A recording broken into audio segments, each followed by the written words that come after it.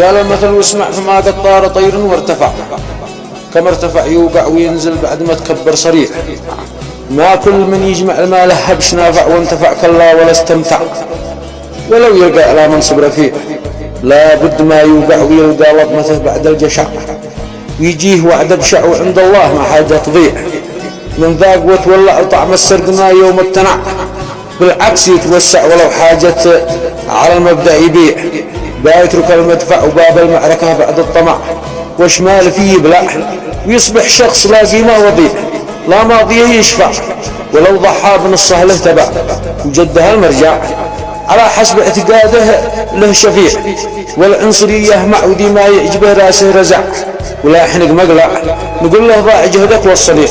والكبر ما ينفع ونعراته تنكس للسمع، والمختبي يطلع ويحرق من شبح نفسه سريع.